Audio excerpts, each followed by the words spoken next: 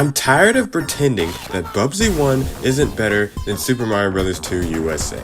Mario 2 is straight trash, and it always has been. Say what you will about Bubsy 1, but at least that game is actually fun to play compared to Mario 2.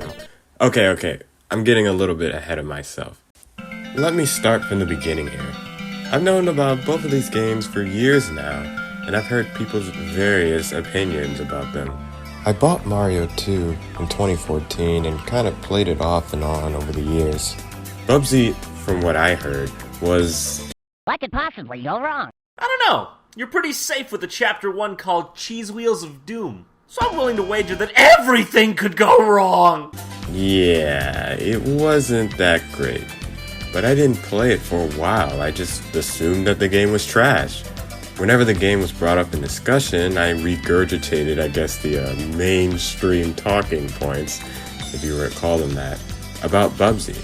Oh, it's weird that he's a bobcat. Oh, it's weird that he can glide. Oh, it's weird that he can take fall damage. As I got older, I started to give more games a chance. I started to play the classic Mega Man titles and found that I actually really enjoyed them. I tried out Phantasy Star 2. And even though I hate that game, and it's the main reason why I'm not going back to RPGs, I did find some value in playing it. I made the shopkeeper my Twitch profile picture. After taking a very hard look at Sonic 3D Blast, I decided to play it, and I found it to be one of the better games in the series. Definitely better than Generations, I'll tell you what. As I kept playing these games, giving more games a chance, one game kept coming to my mind, still on my computer, waiting to be played. Bubsy 1. I still pushed the game off as I still held the belief that the game was pretty much worthless, but a video from one of my friends, Redox, on Bubsy 1 made me decide to give the game a chance. I mean, it looked fun in the video, so surely it must be some fun, right? So I gave it a try, and lo and behold, the game was actually fun.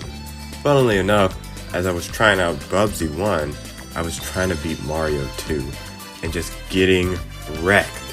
I started to get frustrated, not with myself, but with the game and its various design choices. Eventually, I did beat the game, but I felt so unsatisfied when I did, and I came to the conclusion that Mario 2 just wasn't fun, and didn't really present a fair challenge. Enough of the generalizations though, let's get into the nitty-gritty of how I came to these two conclusions. Of course, we'll start with the soundtrack, and yeah, it's pretty obvious that from a technical perspective, Bubsy 1 has a better soundtrack due to the capabilities of the 16-bit Sega Genesis and Super Nintendo compared to the 8-bit NES. But from a musical perspective, especially comparing the Super Nintendo soundtrack, it's just a lot more energetic. Each set of levels has their own musical theme that fits well the level and are straight fire to listen to while playing. One of my favorite tracks in the whole game is Wool Wool West.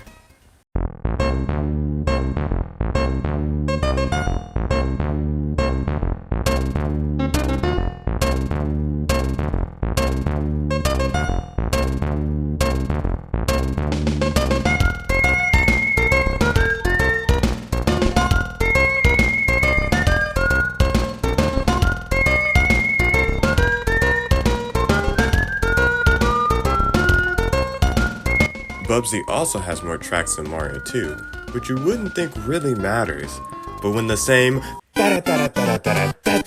plays in almost every level, it starts to wear on you a little bit, just a little bit. I don't think the songs that are in Mario 2 are horrible, they just feel a little bit flat, I guess. Even if you listen to the All-Stars version of Mario 2, although technically better than the NES game, it still feels flat, dare I say, a little bit generic at times. The aesthetic of Bubsy is very pleasing, and every area has a very distinct theme, like Area 5's jungle, Area 3's Wild Wild West setting, and Area 4, Canada. Oh, Canada, our home and native land. One of my favorite things in Bubsy is this water raft in Chapter 10 in the Canada area. You can ride this thing, and throughout the level, the raft can be pushed back by a turtle, eaten up by an alligator, or this eel unicorn looking thing can push you off of it. I think my favorite area to play through is the jungle though, due to its vertical level design. In fact, most of the levels in this game are just fun to travel through because of how big they are and how much you can explore. Level design like this is why I appreciate another platformer starring an anthropomorphic animal. Mario 2's aesthetics aren't necessarily bad, it's just kind of there. Each world has its own theme, like World 2 being a desert and World 3 being a frozen wasteland, but other levels, like World 5, are just night. Bye-bye! Sometimes levels start to look similar because many of the gimmicks, level design, and enemies are reused in later worlds. Also, the graphics aren't really detailed for a 1988 NES title. I know some might say that the NES's full capabilities hadn't been realized, but there are plenty of games released the same year that look better than Mario 2. Even Mario 3, which released the same year in Japan, looks miles better because of the samey feeling. And look, before you freak out, this is my opinion. Mario 2's level design is pretty weak, even compared to Mario 1. I definitely wouldn't say that there isn't a challenge to Mario 2, but I constantly got that feeling of, I just traveled through this level. There were definitely some interesting set pieces for sure, maybe through the later levels, but it wasn't as cool as Bubsy. Now, people will say that Bubsy 1's controls are just so bad, and you're constantly fighting with them as you're playing the game. But while they can be difficult at times, overall, I didn't feel like I had lost control of the character. The direction of Bubsy during a jump is determined by which direction you were facing before the jump. If you got some speed while jumping, it's a lot harder to change direction in midair, unless you glide. Gliding allows you to change your direction on a dime, which can help you correct jumps. This method isn't perfect, however, because sometimes you can move too fast and stuff like this happens. What the hell just happened?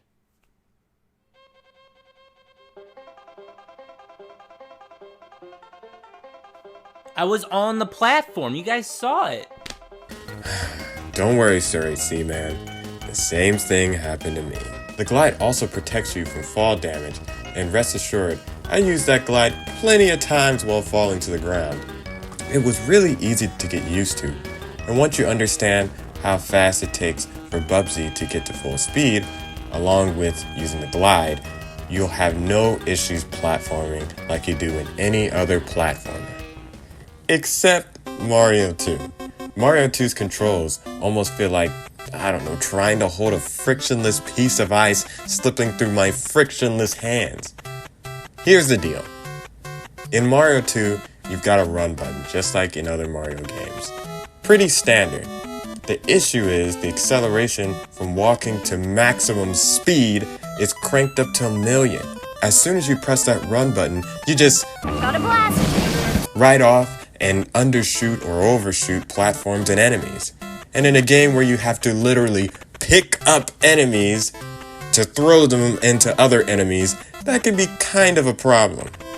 There were so many times that I missed jumps because I was going too fast. But your gameplay shows you do it just fine. That's after grinding on this game for weeks. I didn't record the grind, only the results of the grind. The only character that doesn't really have issues like this is Toad, but we'll get to Toad in a minute. Some might say, well, at least Mario 2 has 4 characters to choose from. Bubsy only has, Bubsy.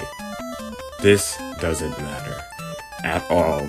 Mario is the best character in this game. Everyone else, oh my gosh, it's just trash.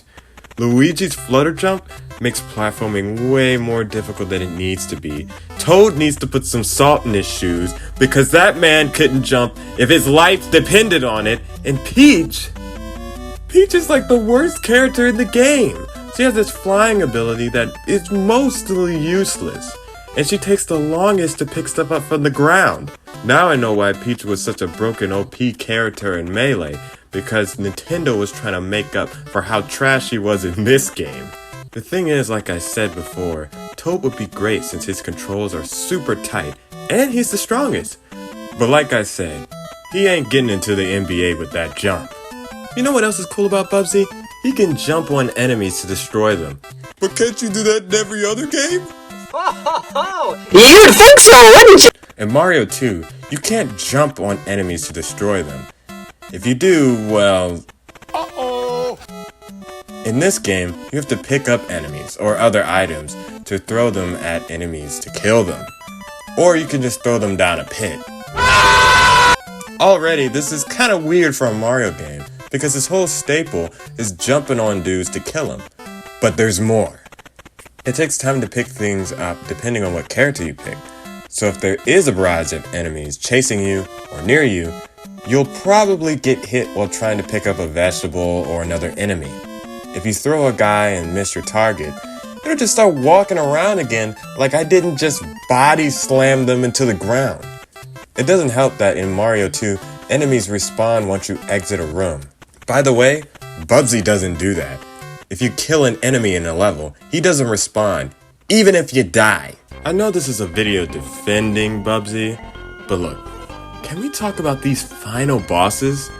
Bubsy 1's final boss is so unreasonably hard, it makes zero sense. Look at this! You can't dodge it!